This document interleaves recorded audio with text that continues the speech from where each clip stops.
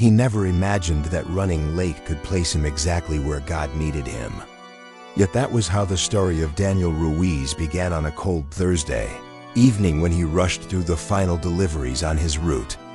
Frustrated, exhausted, and silently praying for strength because life had been wearing him down. Bills piling, hours increasing, and hope thinning like breath in winter air. And as he stared at the crumpled address label that had smudged in the rain, he sighed and decided to trust the GPS, though it had been glitching all day. He did not know that the address it sent him to was not the right one, not the house expecting a package, but the house where a man named Michael sat alone in the dark, holding the last letter he planned to write. A letter soaked with grief from losing his wife to cancer and his job to layoffs, and his will to live to a weight he could no longer bear. Michael had stood on his porch minutes earlier staring into the night, whispering that he was tired, that he did not see a future worth walking toward. And he looked up at the cloudy sky and said one final plea, "God, if you care, show me something, anything, or I cannot go on." And in the quiet that followed, he heard nothing. Only the wind against the siding and a hollow ache in his chest. Until he heard footsteps approaching and a hesitant knock. 3 gentle taps that sounded almost shy, and he wondered why anyone would come to his door at that hour. Daniel stood outside clutching the small cardboard box, scanning the numbers on the mailbox. Confused because something felt off, the house looked older, quieter.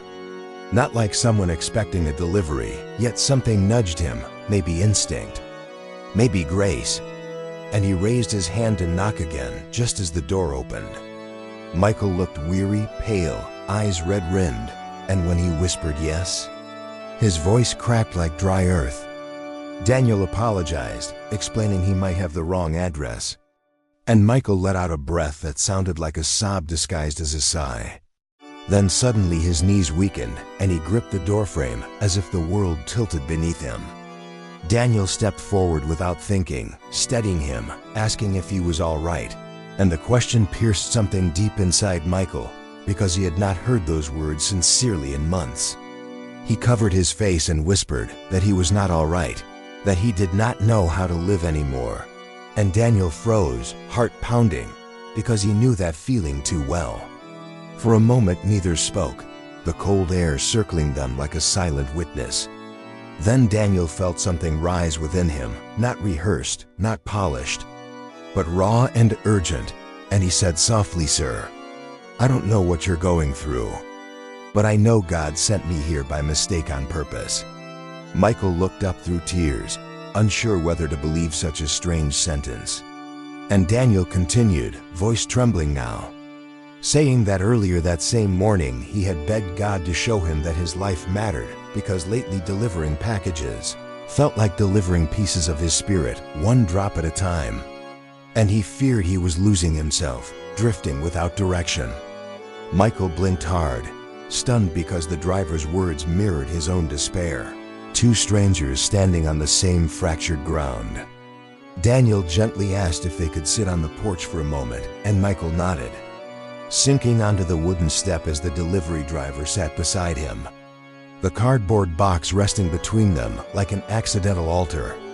They both breathed in the cold night air, 2 lives hanging by thin threads of sorrow. And Daniel whispered that sometimes the wrong door is the right one, and sometimes God answers 2 prayers with 1 knock. Michael broke then, weeping into his hands, and Daniel placed a steady hand on his shoulder, feeling his own eyes burn. He had never prayed with a stranger before, but something inside urged him, and he asked if he could pray, and Michael nodded, tears sliding down his cheeks. So under the dim porch light, Daniel bowed his head and said a simple prayer, not poetic, not perfect, but full of aching honesty.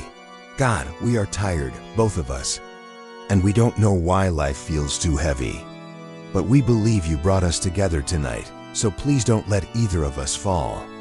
Help him breathe again. Help me believe again. Help us see that you are near. Amen. When Daniel finished, silence wrapped around them, a quiet that felt less empty and more holy.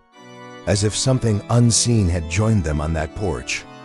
Michael breathed out slowly, the first steady breath he had taken in days, and he whispered thank you, and Daniel nodded, saying he was the one who needed the moment too.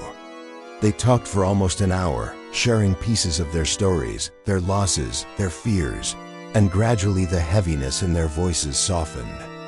Daniel refused to leave until he knew Michael was safe. And before he got up, he asked if Michael had someone he could call. Someone who loved him, and Michael nodded, saying his sister had begged him to reach out earlier that week. Daniel encouraged him to call her right away, and Michael did, voice shaking, telling her he needed help, that he was not okay, that he wanted to live but did not know how. She cried with relief and promised to come in the morning. Before Daniel left, Michael put a hand on his arm and said, "You saved my life tonight." But Daniel shook his head, saying, "No, you saved mine too." Daniel returned to his delivery van with tears drying on his face, realizing he felt lighter than he had in months, as if the weight pressing on his chest had loosened.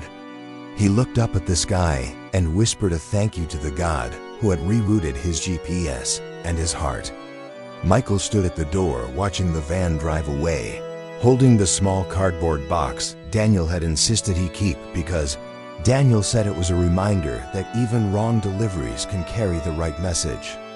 Over the next weeks, Michael began counseling, reconnected with his sister, and returned to church for the first time since his wife passed. Daniel told his co-workers about the night that changed him, and every time he felt the crushing monotony of his job, he remembered that God had used him simply because he was willing to knock. Two men, lost in different ways, found hope at the same doorstep, bound by a prayer whispered on a porch.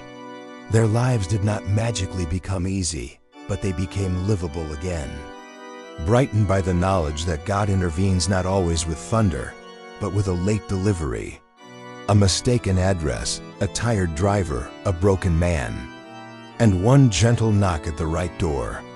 Welcome, dear friend. This is Faith Light Stories, where every story reminds us that God never leaves us. Please like, share, and subscribe. And if this story touched your heart, share in the comments a moment when God redirected your steps in a way that saved you or someone else, because your story may be the knock someone is waiting to hear tonight.